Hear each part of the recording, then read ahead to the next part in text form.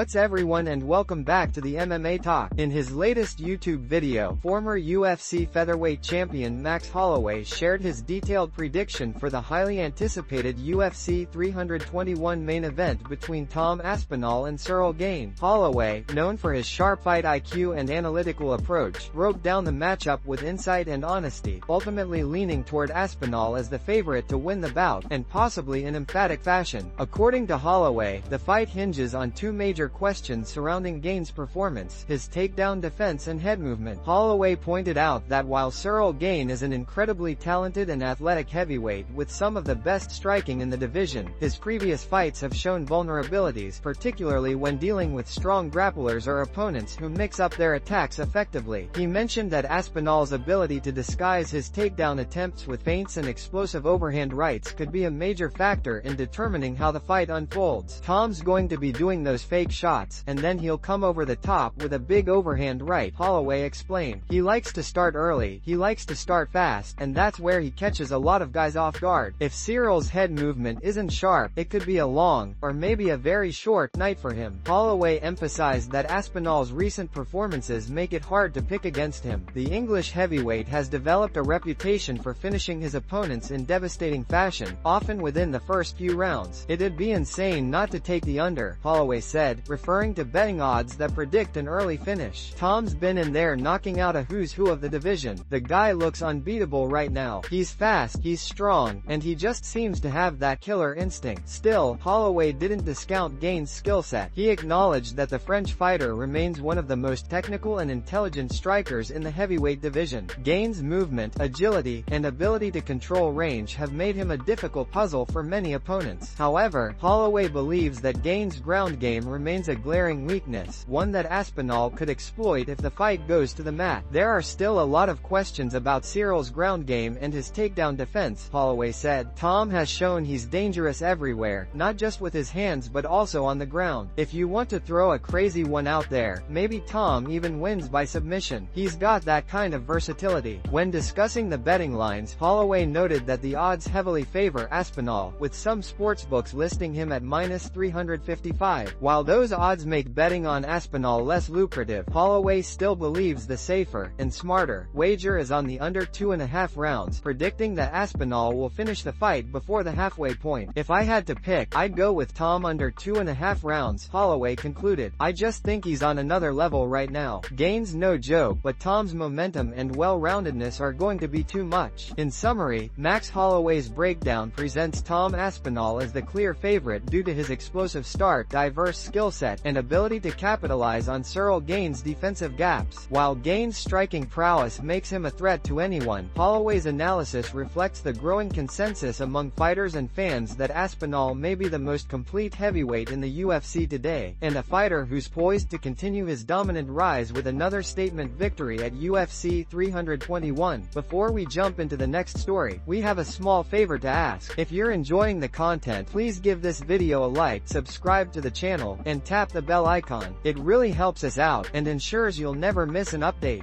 Move on to another news. In a recent interview with Home Fight, former UFC light heavyweight champion Jamahal Hill opened up about the severe knee injury that will sideline him for an extended period, likely until late 2026. Hill revealed that years of wear and tear, coupled with a significant lack of cartilage in his knee, had drastically limited his mobility inside the octagon. The injury not only impacted his ability to perform at his usual explosive level but also forced him to undergo a cartilage transplant surgery, a major procedure that now requires a lengthy rehabilitation process. Hill explained that the problems in his knee had been building for some time. Apparently, the cartilage in my knee was pretty much non-existent, he said. There were some bad tears in there, even in what was left of the cartilage. So, I had to get a cartilage transplant to fill that up and hopefully get that bounce back in my legs. The 32-year-old fighter admitted that his recent performances had been noticeably affected by the injury. Observant fans might have noticed that Hill's trademark agility and dynamic movement were missing from his most recent fights. If you look at my last couple of fights, I wasn't really bouncing or hopping like I usually do, he noted. I wasn't throwing a lot of kicks early on or moving as freely as I used to. That's because the pain and stiffness in my knee made it hard to do those things. Despite knowing he needed surgery, Hill revealed that he had been putting it off for as long as possible. His motivation was simple. He he wanted to reclaim his UFC title. "This is something I've been trying to avoid," Hill admitted. "I just wanted to get my belt back. I lost it while I was at the top because of an injury, and I didn't want to sit out again. I wanted to fight through it and get back in there as soon as possible. Unfortunately, the condition of his knee made that impossible. Once doctors examined the extent of the damage, surgery became unavoidable." Hill underwent a cartilage transplant, a complex procedure that aims to restore the cushioning in the joint and improve long-term mobility.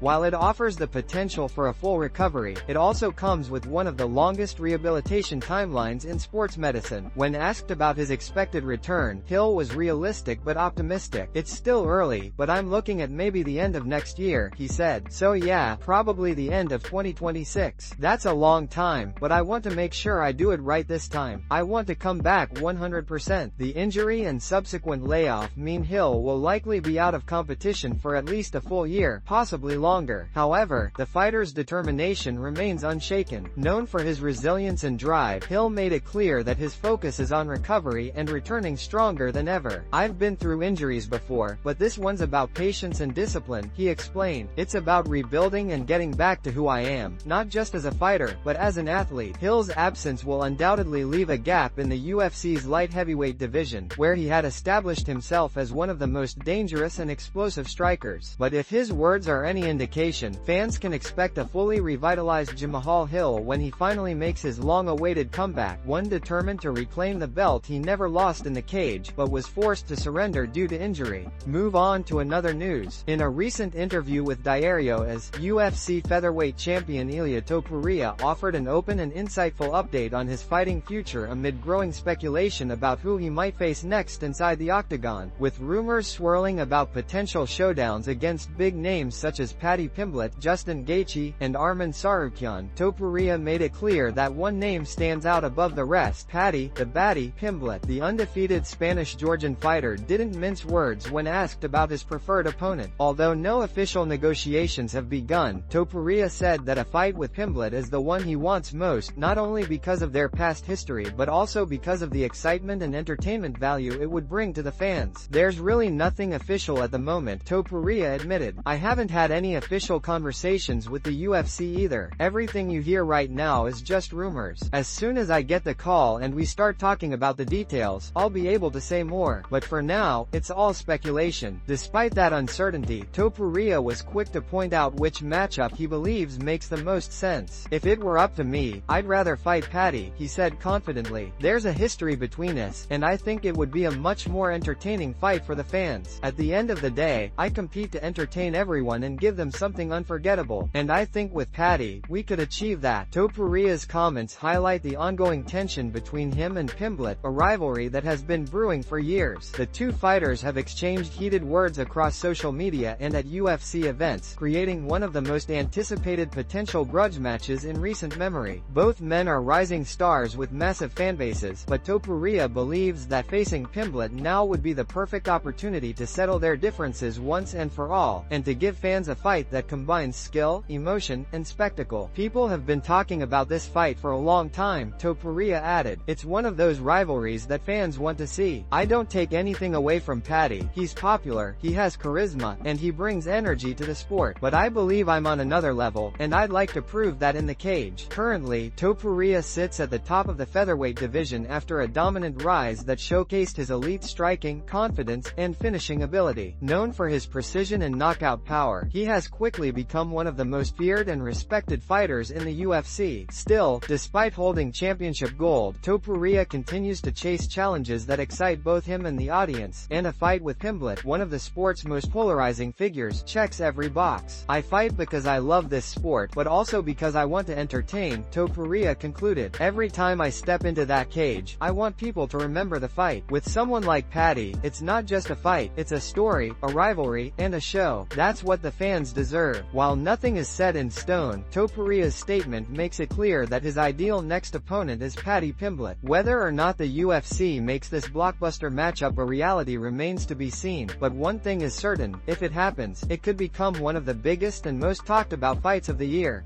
Move on to another news. In a recent Q&A session, former UFC interim lightweight champion Justin Gaethje made it clear that he's not done chasing big fights, and the one he wants most right now is against Ilia Topuria. Gaethje, known for his relentless fighting style and never-say-die attitude, revealed that he's been eager to face the undefeated featherweight champion and believes the potential matchup would be a perfect fit for the upcoming UFC White House card, a rumored historic event that could take place in Washington, D.C. Gaethje explained that he initially hoped the fight with Topuria would happen earlier, specifically in January, but a series of scheduling and logistical factors prevented it from coming together. "My next fight, I'm planning on fighting whenever he's fighting," Gaethje said. "I was hoping they would let me fight him in January, but I can't really see that happening now. The biggest question is, when is Ilia fighting again? I don't know the answer to that, and I don't think anyone except him and his team really knows." Despite the delay, Gaethje remains optimistic that the UFC will grant him the opportunity, particularly for an event of symbolic importance like the White House card, which is expected to celebrate American fighters and showcase the sport's global reach. "Best case scenario now is they put us on the White House card," Gaethje continued. "I can't imagine why they wouldn't put that fight on there. He's a champion, he's popular, and I'm an American fighter who's always represented this company with pride. I think it just makes sense." The matchup between Gaethje and Topuria, if it materializes, would be one of the most intriguing cross-divisional showdowns in recent UFC history. Topuria, who currently reigns as the featherweight champion, has been linked to several potential superfights as fans and analysts speculate about his future. Gaethje, on the other hand, is coming off a grueling but successful stretch at lightweight, solidifying himself as one of the most exciting fighters in the world. His desire to face Topuria underscores his commitment to challenge himself against the best, regardless of weight class. During the session, Gaethje also spoke about his loyalty to the UFC, emphasizing that he's always been willing to fight anyone, anytime, without hesitation. "I've never not shown up for a fight. I've never let the UFC down. I've never failed them," he stated proudly. "I've always been there for the company and for the fans. So, I expect to get that fight and to represent the United States of America on that White House stage." Gaethje's remarks highlight both his patriotic pride and his belief that the matchup against Topuria could be more than just another fight. It could be a moment that symbolizes the best of what mixed martial arts represents: courage, competition, and national pride. "He's a great fighter, and I respect what he's done so far," Gaethje said, "but I'm here to remind everyone that I'm still one of the best in the world. If we meet in that octagon, it'll be fireworks. The fans know what they're going to get when I fight." As of now, the UFC has not confirmed plans for a White House card or any official matchup between Gaethje and Topuria. However, with Gaethje publicly calling for the fight and the growing fan excitement surrounding the idea, it's clear that such a bout would be one of the most talked about and marketable events on the UFC calendar. Whether it happens in Washington, D.C., or elsewhere, Justin Gaethje versus Ilia Topuria would pit two of the sport's most electrifying fighters against each other in a clash that promises intensity, skill, and pure entertainment, a fight worthy of the grandest stage in MMA.